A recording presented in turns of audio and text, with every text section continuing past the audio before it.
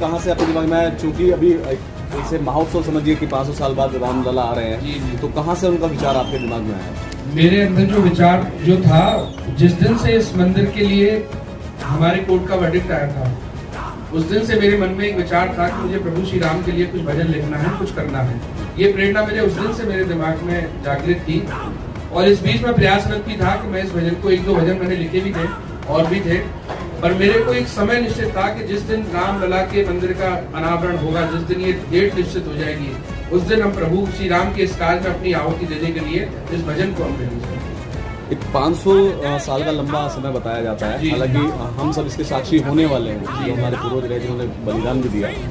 तो कुछ ऐसी लाइनें जो आपको लगता है कि जो सभी को जोड़ कर रख देंगी, आपके मुख से सुनना चाहूँगा, 2 लाइनें।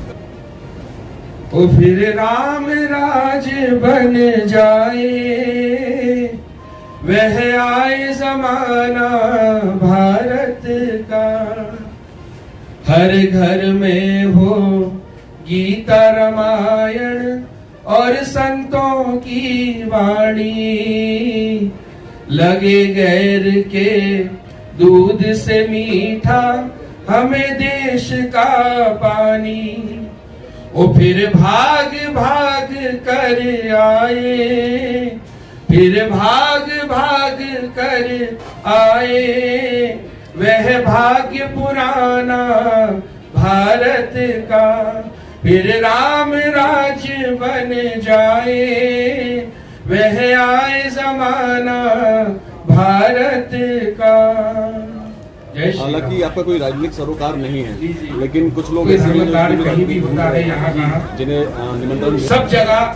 जब पुराने भगवान ऋषि वशिष्ठ राजा दशरथ के पास आए थे कि हम यज्ञ करते हैं, हम पूजा पाठ करते हैं महाराज, तो बहुत बड़े बड़े राक्षस इसमें विपदा डालते हैं, तो मैं आपके पुत्र राम और लक्ष्मण को ले जाना चाहता हूँ। तो ये तो उस काल से चलता हुआ आ रहा है। जब भी कोई धर्म कार्य होते हैं, जब भी ऐसे आयोजन होते हैं, तो जब तक कथा में छेपक ना हो तब तक कोई धर्म कार्य पूर्ण होता भी नहीं है। तो इस धर्म कार्य को पूर्ण करने, जिनकी सबका अपना अपना मत है, सबकी अपनी अपनी राजनीति है, अंदर से सब हिंदू हैं, अंदर से सब प्रभु राम के भक्त हैं, लेकिन सब अपनी अपनी राजनीति चमकाने के लिए, सब इसको नीचा दिखाने के लिए उसमें लगे हुए। बाकी सबके मन में राम बसे हुए। और मैं आपसे यकीन दिलाना चाहता हूँ, वादा करता हूँ, ये 22 तारीख निकलने दीजिए, सब आपको वहाँ माथा टेकते हुए मिलेंगे। जय श्री राम। अच्छा, यानी ये कहना अतिशयोक्ति नहीं होगा कि हर शादी में जिस तरह से फूफा होते हैं, उस तरह कुछ फूफा इसमें आए हुए हैं? हाँ, ये बात बिल्कुल सही है। फूफा और जीजा दो का रोल महत्वपूर्ण होता है, तो उसी तरह से वो दोनों फूफा और जीजा दोनों अपना कार्य निभा रहे हैं, लेकिन कार्य संपूर्ण होगा।